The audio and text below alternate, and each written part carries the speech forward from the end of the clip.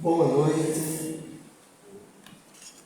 e possamos, em mais uma oportunidade de compartilharmos os ensinamentos da doutrina espírita, nos fortalecer, nos alimentar espiritualmente. Trouxemos aqui para a introdução da nossa palestra uma passagem que o Espírito Emmanuel nos traz no livro Palavras de Vida Eterna, capítulo 30. Ele diz assim: lembra-te de que és chamado a viver um só dia de cada vez, sempre que o sol se levante. E nós vamos refletir um pouco sobre essa mensagem de Emmanuel para sintonizarmos melhor com o nosso tema desta noite. É interessante que Emmanuel coloque para a nossa reflexão essa lembrança. Mas quando nós notamos os problemas dos dias atuais, aonde a ansiedade, que é viver no futuro, é a preocupação com o que está por acontecer, ou uma depressão, que é estarmos presos ao passado, aonde o presente, o dia de hoje, fica anulado, nós percebemos a importância do que Emmanuel nos diz. Lembre-te de que é necessário, de que é chamado a viver um só dia de cada vez. É claro que há uma relação implícita com aquela passagem do Evangelho, onde Jesus diz assim: não vos preocupeis com o dia de amanhã, basta a cada dia o seu mal. Onde a mensagem de Jesus era no sentido que nós estivéssemos bem presentes no dia de hoje. Porque, de fato, vivendo bem o dia de hoje é a melhor forma de resolvermos quaisquer questões do passado e estarmos mais preparados para o dia de amanhã. Quando é colocado para nós que a preocupação com o dia de amanhã, profundamente ligada à ansiedade, é praticamente uma pandemia que se vive nos dias atuais, há razões espirituais para isso. De certa forma, pressionados pelo mundo materialista, pelo imediatismo com que é colocado, a urgência de se viver ao máximo, porque não se sabe o que é o dia de amanhã. Isso que aparentemente deveria fazer com que vivêssemos bem o dia de hoje, nos atira num nível de ansiedade e de não estarmos bem, justamente pela desconsideração com a nossa verdadeira natureza, a natureza espiritual. Não cuidar do nosso espírito é deixar de lado exatamente essa parte essencial que iria nos dar estabilidade e viver bem o dia de hoje. E o Espiritismo, ao nos mostrar a realidade do mundo espiritual, as leis de Deus que existem e atuam, nos conclama a que a gente esteja bem hoje, de que questões futuras, se estivermos vivenciando bem a caridade, o burilamento íntimo em termos de esforço de melhoramento pessoal, nós estaremos realizando o máximo possível para vivermos bem os dias vindouros. Então Emmanuel, quando coloca, lembra-te de que és chamado a viver um dia de cada vez, nós podemos, nós que estamos aqui, dando um espaço para a alimentação espiritual, para o fortalecimento do nosso espírito, a atender essa recomendação de Emmanuel, que de fato abre possibilidades reais para o equilíbrio emocional, para não sermos mais alguém vítima dessa ansiedade e desses níveis de depressões que têm atingido tanta gente, e aproveitarmos o objetivo da nossa encarnação da melhor forma possível. Em relação a isso que Emmanuel nos traz para a reflexão, nós não poderíamos deixar de referir-nos ao dia 2 de abril, hoje é dia 6, 4 dias atrás, é o aniversário da vinda do maior médium do século passado, e que ainda é do século presente, porque a vida sempre continua. E a mediunidade não se limita a nós no plano material. No plano espiritual, a mediunidade também existe. Trata-se de Francisco Cândido Xavier, que no dia 2 de abril de 1910 veio nos trazer o maior legado que poderíamos receber. Mais praticamente 500 obras psicografadas.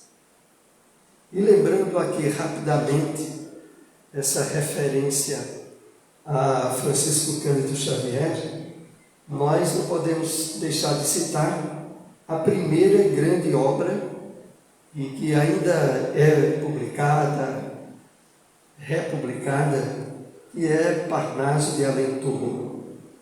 Em 1932, o livro que trazia como marca 52 poetas do Parnaso, que era um período da literatura brasileira e portuguesa, aonde temos a presença de Castro Alves, Olavo Bilac, Cassimiro Cunha, Cruz de Souza e tantos outros. Simplesmente pela mediunidade de Francisco Cândido Xavier, 52 estilos diferentes de literatura dentro da poesia, num atestado científico da sobrevivência da alma. Porque, meus amigos, se diz daqueles que são estudiosos dos estilos e das marcas que caracterizam escritores e poetas, o estilo de escrever de um desses autores que vieram pela mediunidade de Chico, para se conseguir uma imitação que não seria da qualidade nem de longe da essência desses escritores, se precisaria em torno de 20 anos do estudo característico da forma daqueles escritores pautarem as letras. E aí Chico traz 52 de uma só vez, e que na época, lembramos aqui, um grande escritor e literato no Brasil, Humberto de Campos, chegou a ler o livro e a dizer de forma ímpar de que, levando-se em conta a veracidade do que ali estava, Chico mereceria todas as cadeiras da Academia Brasileira de Letras. Bom, essa é uma pequena referência a esse autor, que inclusive foi médio da obra que nós estamos comentando, que é Ação e Reação, que veio a nós através do Espírito André Luiz, na mediunidade de Francisco Cândido Xavier. Mas eu estava há pouco ouvindo, nessa tarde, o relato de Ana Gessi Guimarães. Ana Guimarães, que já esteve aqui na AME várias vezes, inclusive no ano passado, se me lembro bem. Então, Ana Gessi, que é médium, palestrante, ela também tem um programa nas redes sociais, e hoje eu estive assistindo, vou pautar aqui de uma forma bem resumida, pelo impacto da história que ela conta e que é associada à mediunidade de Chico Xavier. Ana Gessi conta que inúmeras vezes ela viajou do Rio de Janeiro para Uberaba para visitar Chico. Naquela época em que saíam ônibus de caravanas em vários estados do Brasil, aonde as pessoas procuravam, nas chamadas cartas consoladoras, receber alguma missiva de um parente, de um ente querido que partiu para o plano espiritual. E em uma dessas vezes, Ana Gessi conta que ela chegou lá, era muita gente, era uma fila imensa que Chico atendia de pessoas, e ela sentou-se ao lado, perto de Chico, quando uma senhora, toda vestida de preto, com um rosto bem caracterizando choro e lágrimas, se ajoelhou quando se aproximou de Chico. E Chico, de uma forma muito cortês, ajudou ela a levantar-se e perguntou a ela a razão de ela estar naquele estado. E aquela senhora disse que ela precisou fugir de casa. Faziam 2 anos que um filho, seu filho muito querido, havia falecido.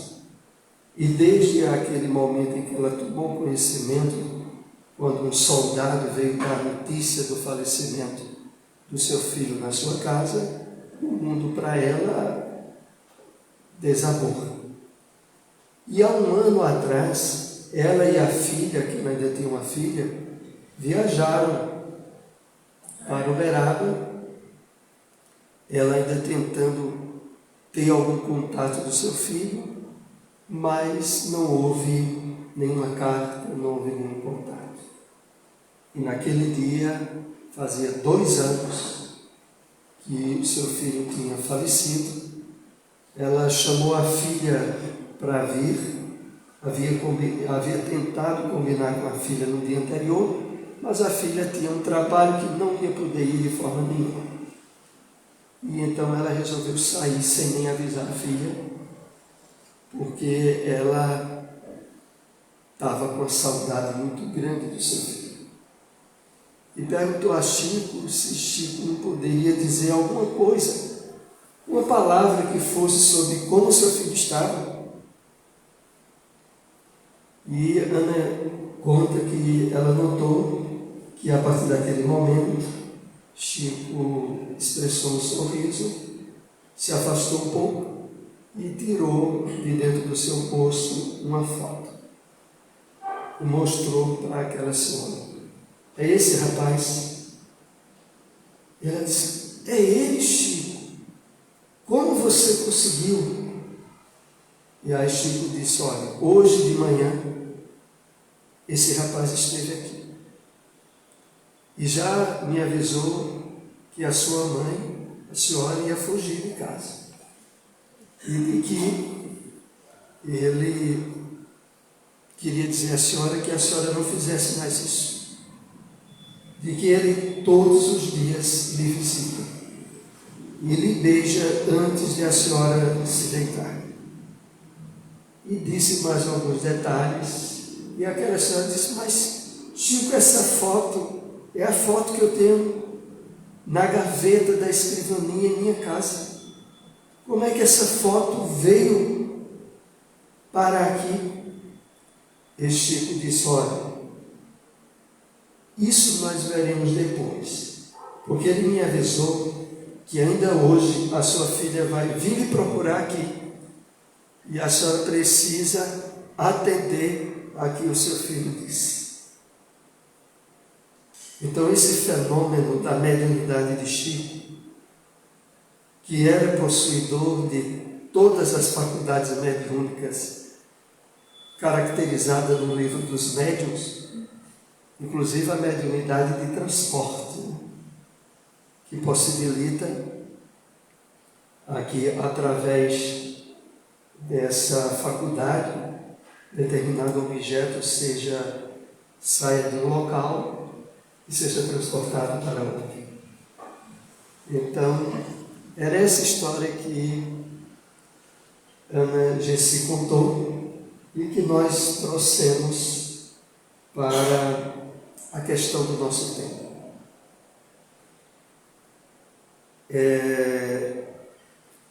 O estudo das leis do destino.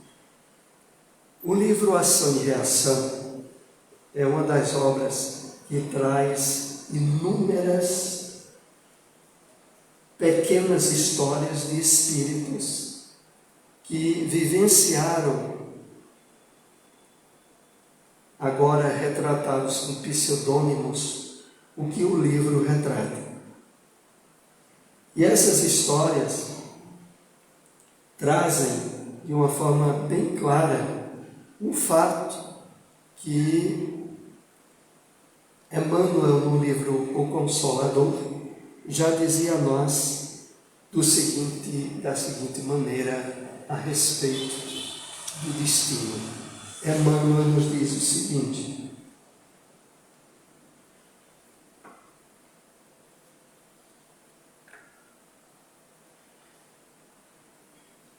isso está na questão 132 de O Consolador. Determinismo e livre-arbítrio coexistem na vida, entrosando-se na estrada dos destinos para a elevação e redenção dos homens. Emmanuel nos diz que, tanto como encarnados, quanto quando estamos no mundo espiritual, através do livre-arbítrio, que está associado às questões do destino, nós provocamos mudanças, alterações, e de que, na verdade, não há um destino estritamente traçado para ninguém.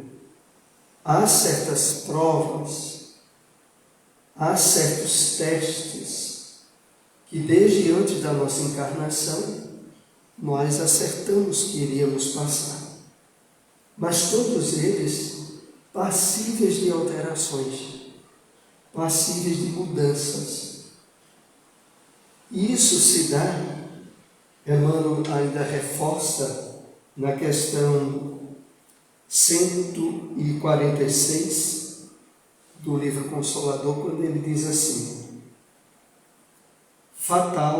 é fatal o instante da morte? Será que pelo menos para o instante da morte há uma fatalidade que não se pode sair?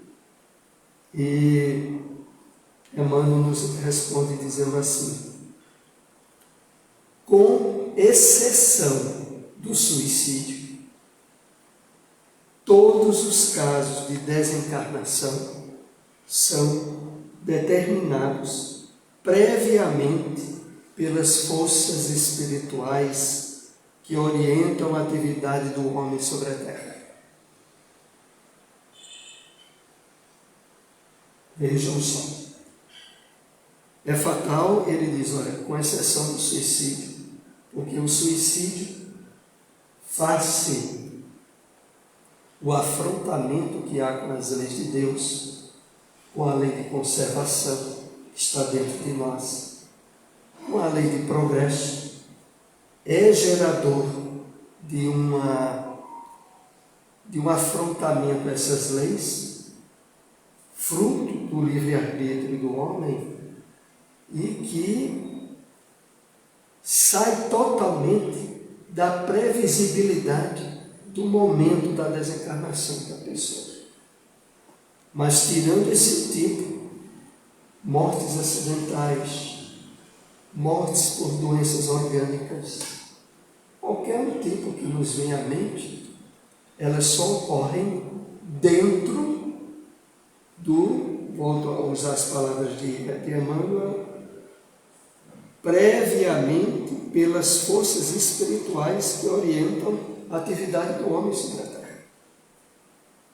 Isso, de certo modo, é para nos dar um nível de tranquilidade, de paz interior, frente a essas vicissitudes, a essas guerras, a esses problemas que está havendo no mundo afora, diante do que a doutrina espírita aqui, através de Emmanuel, nos traz, e olha, esteja calmo, tranquilize-se. Só quando o homem, de forma drástica, opta por suicidar-se, é que ele sai da proteção e do acompanhamento dessas leis divinas. Então, esse é um ponto. Outro que também diz respeito ao destino é aquele que Emmanuel assinala no livro Caminho, Verdade e Vida, e que não poderíamos deixar de comentar, porque é uma lição que diz respeito aos recentes dias da Semana Santa. Que no livro Caminho, Verdade e Vida há uma mensagem que nós separamos, que diz o seguinte, a mensagem número 90: ensejo ao bem. Essa mensagem, ensejo ao bem, ela também vai tratar da questão do destino e, como eu citei, é relativo a esse período da Semana Santa. Porque Emmanuel comenta aquela passagem onde Jesus vai ser preso pelos soldados romanos às vésperas da crucificação. E naquele momento, Judas havia combinado com os soldados um sinal de que aquele a quem ele beijasse era o Cristo e ele o prendesse. É claro que a prisão se deu à noite, onde seria relativamente difícil distinguir bem as feições. Mas quando Judas chega e vai dar o beijo de Jesus, Emmanuel comenta a frase que Jesus diz a Judas: amigo, a que viestes? E Emmanuel diz a nós que, mesmo naquele instante, era possível Judas voltar atrás. Quando o Cristo disse, amigo, a que viestes, que antecedeu o beijo de Judas. Judas não tinha um destino traçado para ser traidor. E, aliás, à luz da doutrina espírita, ninguém nasce, ninguém reencarna para se tornar um ladrão, um assassino, um traidor. Ninguém nasce com destino traçado para o mal. Nós trazemos predisposições para o progresso, para a evolução. Quando alguém escolhe o caminho da criminalidade, ele saiu do que estava, a princípio, pré-determinado para ele, em termos de possibilidades. Então, se diria, mas não haveria de ter alguém que iria trair Jesus? Haveria. mas quem iria ser seria fruto do livre-arbítrio de quem para isso se candidatasse, mas não por uma determinação das leis divinas. Então, essa mensagem, ensejo ao bem, que está no livro Caminho, Verdade e Vida, é muito importante nesse sentido. Eu também trouxe aqui uma questão relativa ao destino, porque no livro Ação e Reação, o Espírito Emmanuel, no capítulo Almas Enfermiças, capítulo 5, é o que vai falar mais propriamente sobre a situação espiritual de sofrimento, resultado do mau uso do livre-arbítrio durante a encarnação de vários espíritos. Ora, a utilização errada, afrontosa às leis de Deus pelo homem é uma possibilidade, mas jamais é uma determinação. Então nós temos uma história muito ligada a isso, e que eu separei para comentar, que está no livro Os Mensageiros. Lembrando, que outra vez, esse ano, nós teremos vários filmes espíritas. Inclusive no dia 22 nós teremos um teatro espírita sobre a obra Renúncia. Aqui em nossa cidade, em Caruaru, está sendo feito em todos os centros, está sendo colocado ingressos e divulgação. É uma peça que vai acontecer na quarta-feira, dia 22. Então, tem vários filmes que estão para sair esse ano, filmes espíritas. Inclusive, ainda sem a data certa, nós teremos a continuação dos Mensageiros, ou o Nosso Lar 3. Mas temos também, já certo, esse mês de abril, o filme Sexo e Destino, que é uma obra também da mediunidade de Francisco Cândido Xavier, pelo Espírito Emmanuel, sendo que Sexo e Destino foi psicografado por 2 médiuns simultaneamente, Valdo Vieira e Chico Xavier. Chico Xavier pelos capítulos ímpares e Valdo Vieira pelos capítulos pares. É interessante aqui esclarecer isso, porque para evidenciar a fineza do trabalho mediúnico, esses 2 médiuns receberam os livros separados e sem saber que era o mesmo livro. Só que a história parecia desconexa, até que no final do livro, Emmanuel disse a Chico que era preciso entrelaçar com os capítulos que Valdo Vieira havia recebido. Vejam que coisa. Um fenômeno mediúnico que também ocorreu no livro Evolução em 2 Mundos e Mecanismos da Mediunidade. E esses 2 médiuns psicografaram também nesse estilo de capítulos pares e ímpares. Então, no livro Os Mensageiros, tem uma história que chama muito a atenção em relação ao destino, ao livre-arbítrio, e que eu separei para a gente encaixar com esse capítulo do livro Ação e Reação. É a queda de Otávio. O livro Os Mensageiros, que nós recomendamos muito a leitura, porque o livro traz muito material que não está no filme, Os Mensageiros. E com detalhes que nós só podemos obter lendo o livro. Então, na história de Otávio, é o quê? É a história de um médium que, antes de encarnar, ele esteve no plano espiritual numa situação muito desastrosa, de muito sofrimento, devido ao seu passado encarnatório de outras vidas. Como todos nós aqui que não temos ideia do que andamos realizando em experiências reencarnatórias no passado. Basta a gente se lembrar que a encarnação atual, mesmo diante de muitos conflitos pessoais, íntimos, dificuldades que todos nós temos, é a melhor encarnação que já tivemos.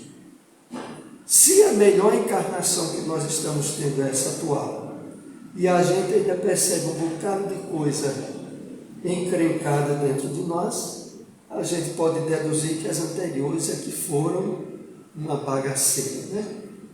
Foram muito complicadas. Era o caso de Otávio. Otávio, durante muitos anos, sofreu consequências do seu passado, até ser socorrido na colônia espiritual Nosso Lar. E para ele ser socorrido, foram necessários um trabalho ativo de 6 espíritos que se esforçaram nesse trabalho de socorro e de recuperação do Otávio.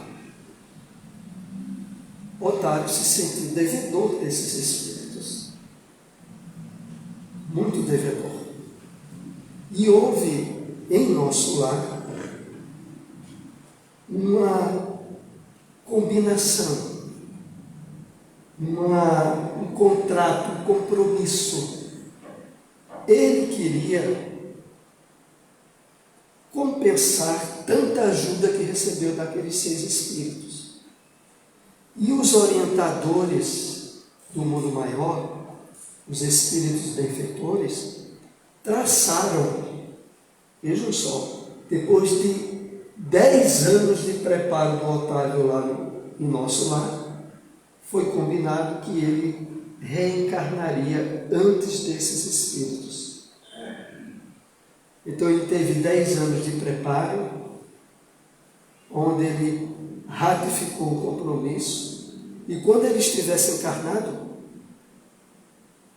em torno dos 20 anos de idade, ele receberia esses 6 espíritos como órfãos. Essa era uma primeira parte do programa traçado para ele. A segunda parte, diante dessa tarefa, se percebeu junto à espiritualidade benfeitora que o casamento não estava previsto para a encarnação dele. Porque, como alguns de vocês sabem, há muitos espíritos que, devido a certas provas que eles percebem ser necessário passarem, eles assumem a decisão de, na reencarnação, não se casar. Às vezes se dá com homens, às vezes com mulheres, de reencarnar e não vai ter casamento.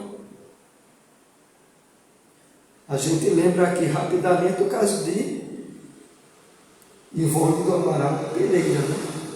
A médium do livro Memórias do Suicida, a obra mais importante desse século, segundo Emmanuel. De todos os livros mediúnicos que a gente poderia ler, não poderíamos deixar Memórias do Suicida, porque no entender de Emmanuel é a obra mais importante de todas. Apesar que Ivone do Amaral Pereira tinha certeza que a melhor de todas é Paulo Estevam, que é de Emmanuel. Mas já Emmanuel dizia que era dela. Dela, entre aspas, né? Que ela foi médium. Mas o que houve, Ivone também não estava previsto se casar.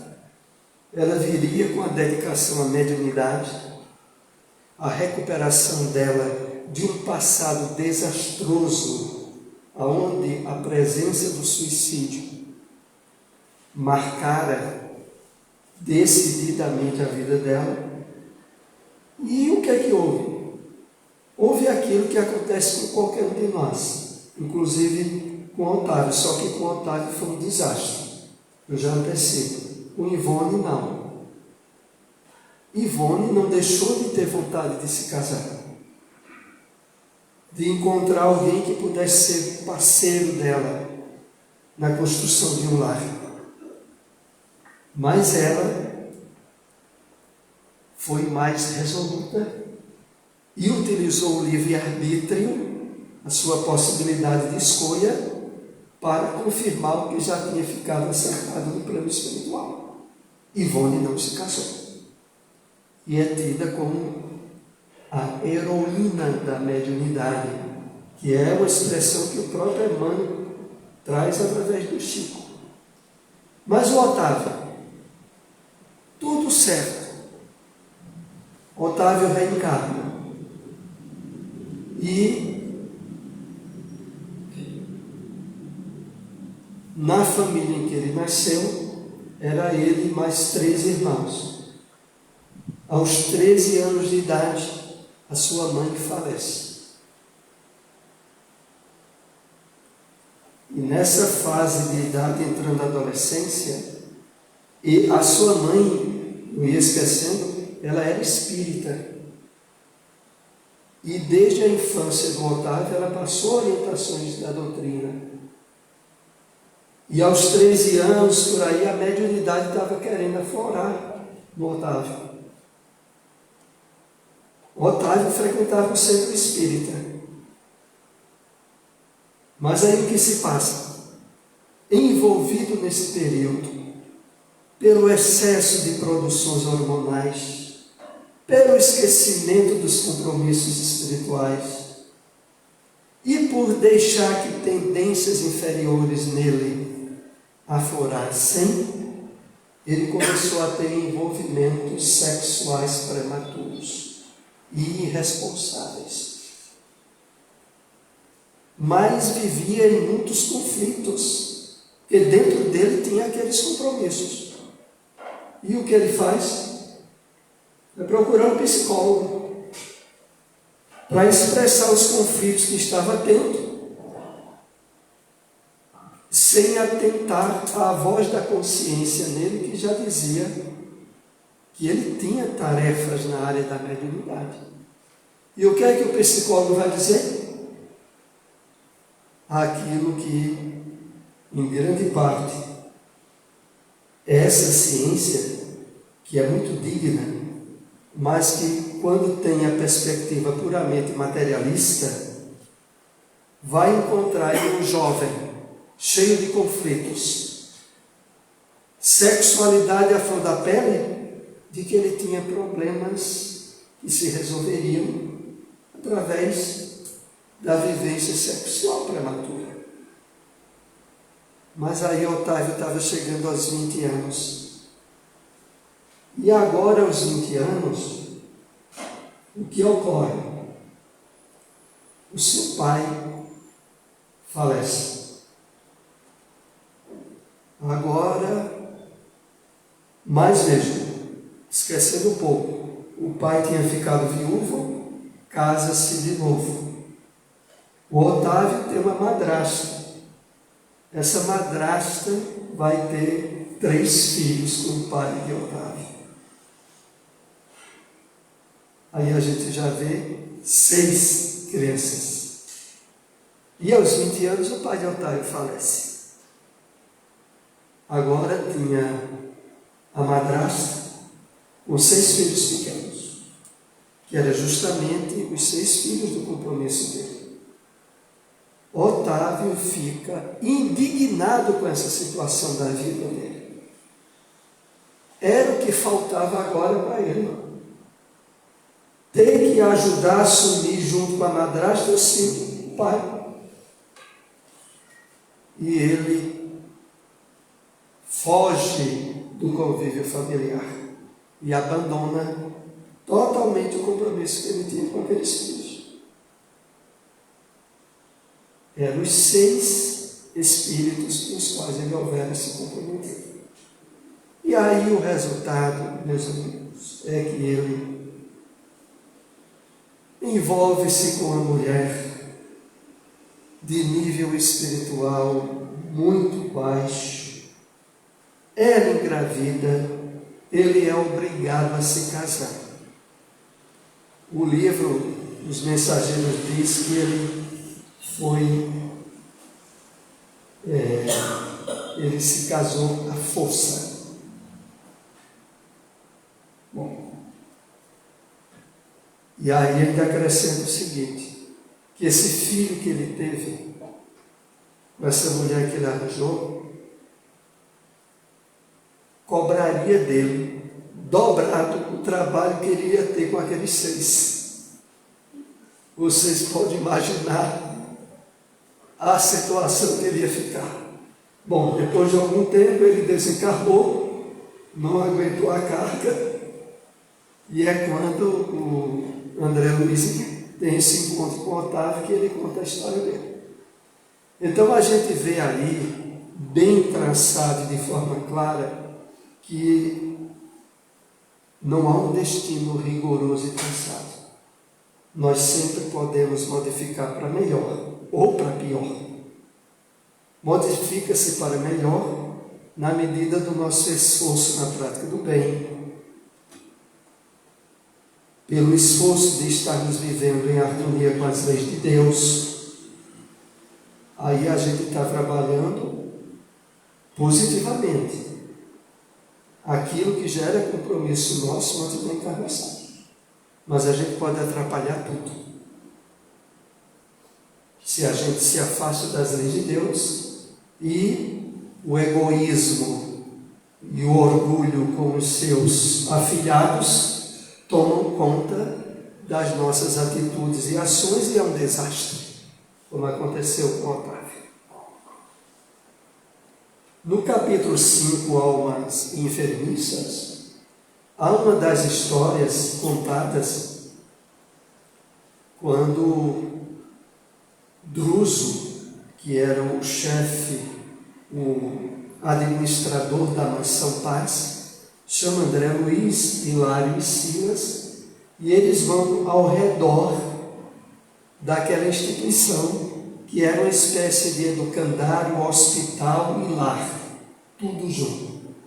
E ao redor da instituição, o que André vai narrar para nós é de um sofrimento, de gritos, de angústias tão grande que ele antes nunca houvera percebido esse nível de sofrimento.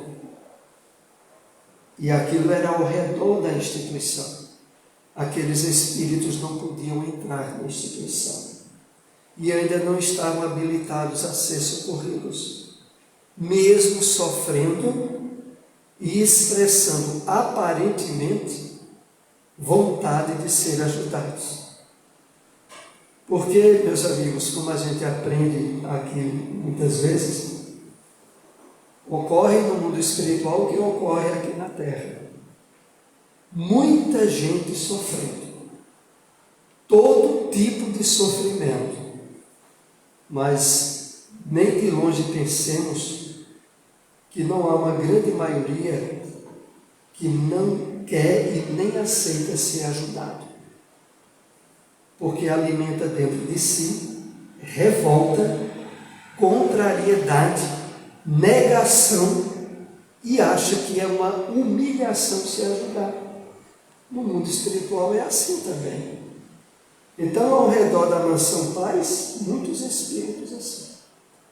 Até que Druso e André chegam numa área fora da Mansão Paz, onde haviam uma espécie de celas, onde espíritos temporariamente, ainda não adaptados a ser socorridos na mansão, ficavam isolados na perspectiva de um arrependimento, de uma abertura para ser de fato ajudado.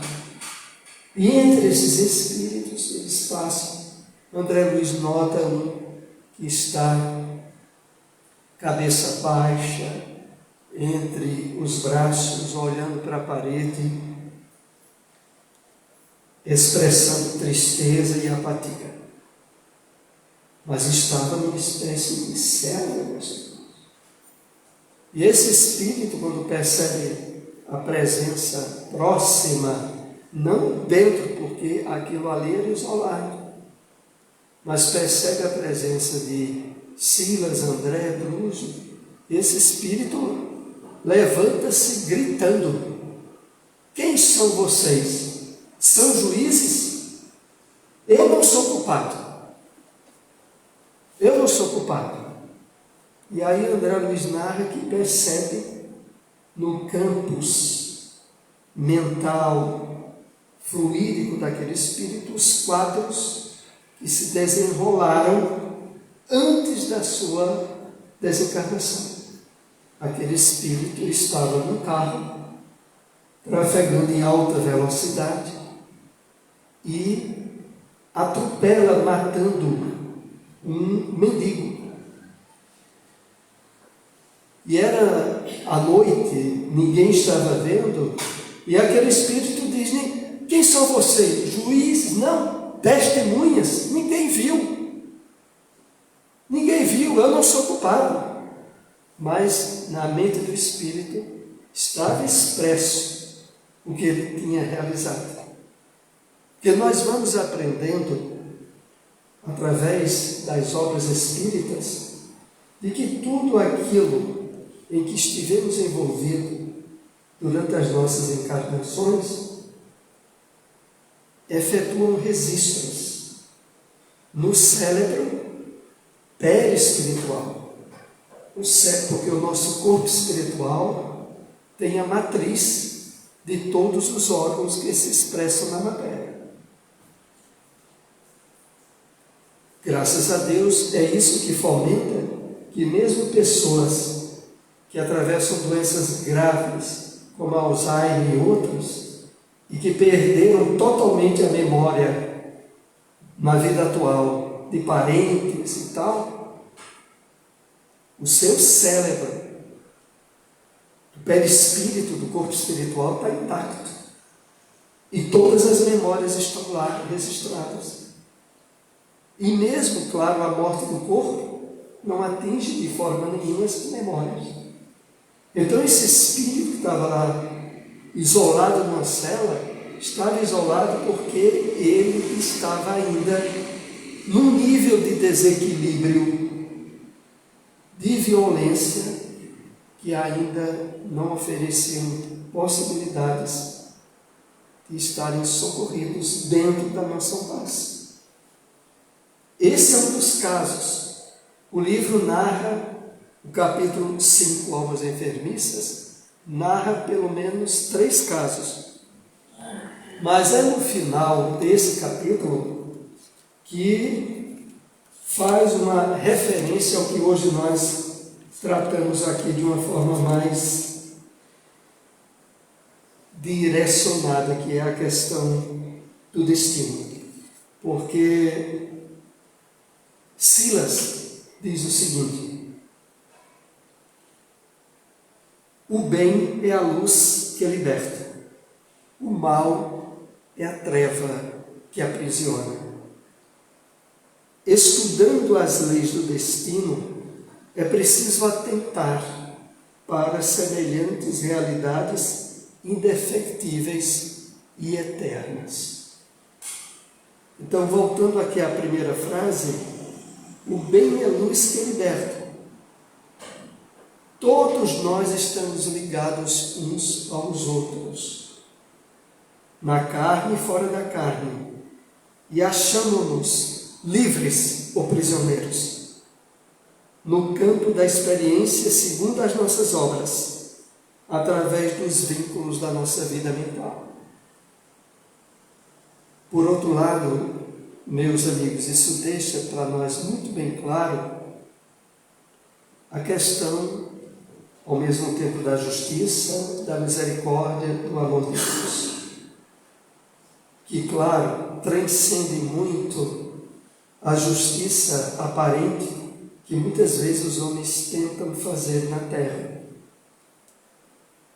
De certo modo, à medida que nós vamos nos apropriando desses conhecimentos espíritas, é natural que nós nos percebamos mais tranquilos, mais calmos durante os desafios do dia a dia, mais serenos e com a nossa atenção voltada de forma positiva para o dia de hoje, para o momento atual, onde nós podemos nos esforçar mais no serviço do bem, na aquisição de virtudes, na superação de vícios ou tendências de desequilíbrio que percebamos em nós.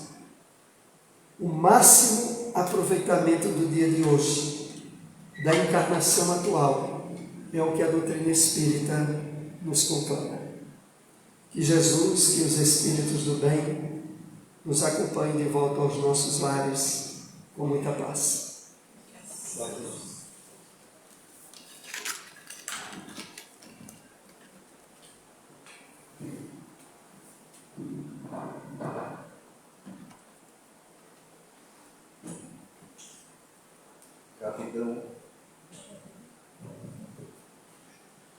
Gratidão a José Soares pela sua presença aqui. Um abraço à Fraternidade Espírita Zé Menezes e seus colaboradores. Ficou bastante claro aí, né, que o destino, o nosso destino em particular, está nas nossas mãos. Mas não nos esqueçamos dos esforços dos benfeitores espirituais para que esse destino seja o melhor possível. Quando José Soares falava aqui da queda de Otávio, né, eu me lembrei aqui que o livro ele falou também do filme Sexo e Destino. Vai ser no dia de abril. Eu me lembrei do livro, enquanto ele falava, eu carrego aqui uma livraria no smartphone, estava consultando aqui. Aí tem uma estatística, tem uma espécie de colônia espiritual, uma cidade espiritual chamada Almas Irmãs. E lá habitam espíritos jovens, muitos deles jovens, desencarnaram muito jovens, outros que se endividaram bastante na área do sexo. Na área do sexo não necessariamente da atividade sexual, e sim na relação com o sexo oposto, mulheres e homens. E eles eram treinados, depois de passarem muito sofrimento nas zonas inferiores, eles eram resgatados, estudavam lá, uma espécie de universidade, com vários temas ligados à área do sexo, das relações intersociais do gênero. Né? E tem uma estatística lá, apesar de muito treinamento, passando anos, pessoas jovens lá passam anos estudando para resgatar seu técnico aqui. E quando chega aqui, quando ele falou da queda de Otávio, eu me lembrei dessa estatística. Ele diz assim, ó, de cada 100 que se preparam, que programam a sua reencarnação aqui, 18% conseguem vencer e cumprir as metas estabelecidas na programação espiritual. Vejam só, 18% só. 22% tem melhoras com a situação. Não consegue cumprir, mas melhora. 26% melhora muito imperfeitamente. Pouquíssimo. Mas 34% reencarna aqui, falha, desencarna, aumentando ainda mais as suas dívidas. A gente fazendo uma relação com todas as programações, né, não só nessa área do sexo, a gente pode chegar a pensar assim, em que hoje eu estou, na minha vida, na minha encarnação, nessa estatística aqui. Eu, particularmente, eu estou nesse 22 aqui. Melhorei um pouquinho, mas não terminei minha encarnação. Amanhã eu posso entrar na estatística do 34%. Basta um tropeço. Não é à toa que Jesus nos ensinava que a gente tem que estar com um olho no padre e outro. Não, mas Jesus não falou isso. Isso é vocês. Jesus falou assim. Jesus falou assim: orai e vigiai. Olha, todo mundo sabe, a gente sabe disso. A gente sabe disso. Mas como a gente pode usar Jesus nas nossas vidas, né, com orientação espírita. Tem um livro também chamado No Mundo Maior. É um mundo maior, o mundo da psique. E ele vai falar lá, um espírito chamado Calderaro. O grande chama ele de psiquiatra iluminado. A atividade dele lá é de psiquiatria iluminada, foi o termo que André Luiz usou para o espírito Calderaro. Então já dá para perceber que é na área que a gente está mais necessitado no momento. Né? E ele fala assim, olha, para a gente trabalhar esse nosso equilíbrio mental, uma fé positiva. Tem uma fé, uma crença, mas tem que ser positiva. Não ser dogmático, nem sentado na cadeira esperando que Deus nos salve. Tem que ter autoconfiança, desenvolver autoconfiança. Trabalho digno, trabalho é essencial nesse processo. E pensamento enobrecedor. Gente, às vezes eu entro nas redes sociais, só traz tragédia. E dá um puxão na gente, né? Aparece assim, morreu 30. Aí não quero ver isso não. Aí a gente olha assim, mas deixa eu ver só o título. Quando a gente vê, a gente já está lá dentro. E interessado em saber mais de desgraça, quando a gente menos percebe, se tem. A gente buscar pensamentos enobrecedores. Porque tudo isso aqui que Calderaro coloca, ele diz que tem que ser com Jesus. Tem que trabalhar com Ele, por Ele e para Ele. Trabalhar com Jesus, por Jesus e para Jesus. Para isso a gente tem que conhecer. Mas conhecer não basta, porque a gente acabou de criar um coral aqui. Orai e vigiai. Pode ser um coral ensaiado. É preciso uma fé ativa na prática do bem, como foi dito aí pelo Silas, o Espírito Silas, né? O livro Sexo e Destino gerou o filme que vai ser dia 21 de maio. O destino de José Soares era para agora em abril, mas vai ser 21 de maio. É isso? Nos cinemas. Em abril vai ter um filme, uma obra de Zíbia, esse mês. Não esqueço o nome. Advogado de Deus. Um advogado de Deus. Vejam só.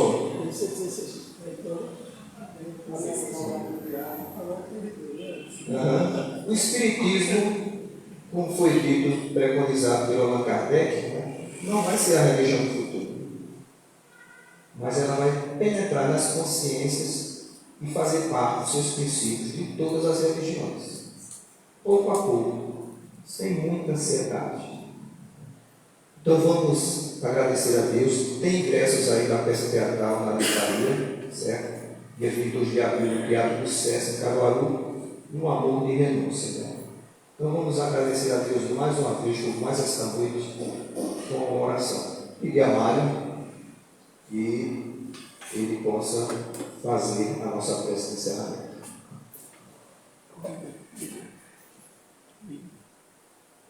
Como é que liga?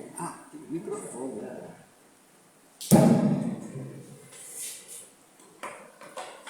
Como de Soares, a gente está muito ligado. A gente vive, normalmente nossa mente vive no passado, onde há muita culpa, ou no futuro, onde há medo, né? E isso nos traz ansiedade. Então nós temos que nos acostumar a estar presentes em nós, na nossa casa mental, estar presente, tomando conta dela. Eu estou aqui. Nesse momento da prece, vamos trazer nossa mente para nós, para dentro de nós, para nossa casa mental. O nosso espírito, vamos dizer assim, a nossa consciência para a nossa casa mental, nos sentir presentes. E sentir que isso não deixa de trazer um certo prazer. Né? A gente está sempre fugindo da gente, fugindo de quê? Amanhã estou fugindo de mim para daqui a 10 minutos, tudo do mesmo jeito. Daqui a 1 hora, tudo do mesmo jeito. Para quê? Não é? Então, vamos estar presentes conosco mesmo. E vamos estabelecer esse laço mais forte entre nós e a espiritualidade através da prece. Senhor Jesus, nós te agradecemos a noite aqui vivenciada, onde recebemos os esclarecimentos da doutrina espírita, que nos tocam profundamente a alma, Senhor. Agradecimento porque esses ensinamentos, esses esclarecimentos do Mestre Divino nos consolam, nos despertam, Senhor, a fé, a confiança. Há muito perdidas em nós mesmos, pelos desvios que engendramos no passado e em outras encarnações, e que no dia de hoje, Senhor, descendo da misericórdia de Jesus, sob a luz do Espiritismo, vamos resgatar essa confiança. A confiança em Deus, nosso Pai, que não julga, não condena, ama, nos ampara e quer o melhor para nós. E a confiança em nós mesmos, porque trazemos dentro de nós recursos positivos de superação. Trazemos os germes das virtudes, das possibilidades, do progresso, da superação em nós mesmos. Essa é uma realidade. Tanto é que Deus, até hoje, nos sustenta, como sustentou ontem, e nos sustentará, porque Ele não crê, Ele sabe que nós chegaremos lá. Te pedimos paz no nosso mundo, entre as nações, Senhor, envolvidas nos conflitos bélicos. Rogamos aqui também paz e luz para esses irmãos sofredores necessitados que estiveram aqui, os espíritos que estiveram aqui, muitos deles, mestres do fim, ainda não adaptados à realidade do mundo espiritual. Rogamos pelos sofredores e necessitados de toda ordem, que não estão aqui, mas que, Senhor, muitas vezes nos catres de dor e sofrimento, nos hospitais, nos orfanatos, nos abrigos, necessitam, Senhor, de um estímulo, através, quem sabe, dos nossos pensamentos, sob a interferência do plano espiritual, para que neles, Mestre Divino, renasça o otimismo, a vontade de viver e a consciência do Deus grande, poderoso e bom. E nesse propósito, Mestre Senhor, agradecendo novamente em Teu nome, em nome dessa equipe espiritual, em nome do nosso protetor e guia, José da Terra, encerramos a nossa reunião de hoje.